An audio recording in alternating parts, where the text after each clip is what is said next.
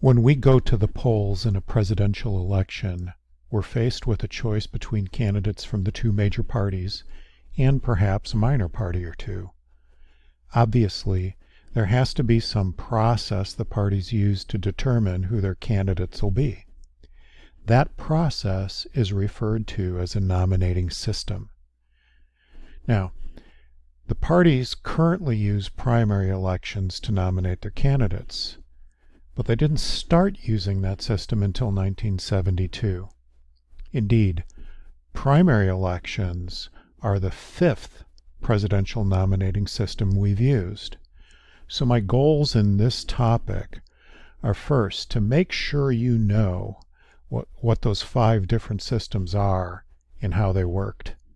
I want to make sure you know why we switched from one system to another. And I want to focus in particular on what took place in 1968 with the switch to the direct primary system. And as part of that, I need to talk about what I want to highlight a difference or a problem with the timing that's laid out in the textbook. So first, here are the 5 systems that we've used throughout our history, and I'm going to have this table up for a little bit, but you need to be familiar with both the names of the 5 different nominating systems and the years that they were operative. Also, you need to know how they worked. So first, I want to compare this table, which is a table that I've put together based on my own research, versus the figure that appears in Chapter 9 of the text, the chapter on political parties. So note there are some differences between the pyramid figure that's presented in the text versus the table that I'm talking about. So first, I prefer to use the phrase electoral college as opposed to elite party leaders. In the electoral college system actually worked in the first 2 elections the way it was designed to work. So a little bit of difference in terms of dates. I have 1792 as the 2 elections where that worked, and then 1796 is the beginning of congressional party caucuses. Also a minor difference here with 1828 as the beginning of state legislative caucuses. In 1832 is the move to national nominating conventions. But the real big difference is with regard to the beginning of the direct primary system. The text lists 1905 as the date that the primary system began, and I understand why they do that, because that's when primaries were created. However, the year 1972 is the correct date, because that's when primary elections became the dominant way that we select candidates for president. I'm going to elaborate on that in a little bit, and in the second video I'll talk about that a little bit more. But my timing, 1968, is correct, and you will see that later. So you may recall this is a figure that we used when we were talking about the history of parties. And the reason I want to put this up is because changes in the party system have led to changes in the nominating system. So again, in the first 2 elections, the Electoral College worked as planned. There weren't political parties in existence for the first 2 elections. But when George Washington decided that he would not seek another election, political parties began to form. So parties were operating in the presidential election of 1796. And so the 2 parties had to figure out a way to nominate, to determine who their party's candidate was going to be. And the system that they used was congressional party caucuses, because since they needed to decide on a candidate for the party, they also needed to pick a candidate who was acceptable enough to a number of states so they'd be able to win the Electoral College. And they had to be able to coordinate that choice. They had to be able to transmit that choice back to the electors in the different states. So you needed to have members of the party from across the United States in one place to deliberate and reach consensus. And that place where you had a number of members of the party together was Congress. So what happens is that members of the Democratic Republican Party got together, they would caucus together, they'd meet together, and they would deliberate and they'd decide on who the nominee would be. And in 1796, that was Thomas Jefferson.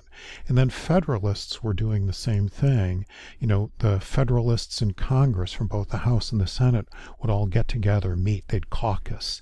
And in 1796, they selected John Adams. So that system was in place through the election of 1824. And there were a couple of changes that happened then. The first one was that, the Federalists, as we talked about, ceased to exist. And in 1820, there was just, this era of good feelings. There was just one party at that time. And in the election of 1824, if you think about it, you can't really have congressional caucuses selecting nominees if there is a fracture in that political party. That's what happened to the Democratic Republican Party we talked about in the election of 1824. There was this fissure, this fracture in the Democratic Republican Party, and it split between John Quincy Adams on the one hand and Andrew Jackson on the other hand, and there was support for Henry Clay, and we talked about that in the election of 1824. So the congressional caucus system was really unable to deal with this era of good feelings, this one-party system. And after the election of 1824, when Andrew Jackson felt that he had been gypped out of the presidency because of a corrupt bargain between Henry Clay and John Quincy Adams, Andrew Jackson, and Martin Van Buren began establishing a different kind of political party system. It's the party system that we know today. It's party organizations in each state designed to mobilize voters, get them to the polls to support a presidential candidate. And so what happened in the election of 1828 is that with the breakdown of the congressional caucus, there was a temporary place for the state legislatures to caucus together as parties and select individually who the party from that state was going to support in the Electoral College. So that was a temporary thing. It really only existed in the election of 1828. By 1832, there was the creation of what we still see today, a national nominating convention. A national nominating convention is made up of a number of delegates from every state. So party delegates, party representatives from every state. The state party system, so the Indiana Democratic Party would select representatives of the party, delegates, and to represent them at the National Nominating Convention. And the Democratic Party in Illinois would be doing that, the Democratic Party in Ohio. And there would be one time when delegates from across the United States for the party would meet together in that nominating convention. That first nominating convention for the Democrats took place in 1832. And the Whig Party had their act together that way for the election of 1840. And so what we had was a relatively stable system. For 130 years, from the election of 1832, up through the election of 1968. So most of our political history, the system that we used for nominating candidates for president was a national nominating convention. Now that changed in 1968. We switched to a direct primary system. And really the only difference between the national nominating convention system and the direct primary system is that we now have primary elections. So people in the states go to the polls in a primary election and they cast ballots for one of the candidates in that party. So, but what we're doing is we're really selecting delegates to go to the National Nominating Convention, and we're instructing them how they should vote at that National Nominating Convention. So when Indiana holds its presidential primary on June 2nd this year, when they hold their national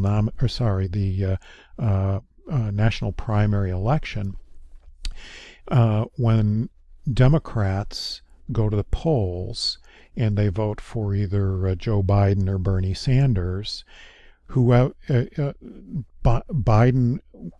will get a number of delegates to support him, and Sanders will get some delegates to support him, and those delegates will go to the Democratic National Convention in the summer, and they will be instructed, they'll have to vote for either Biden or Sanders, depending on the vote of people in the state of Indiana. So I'm going to pause there and come back to talk about 1968.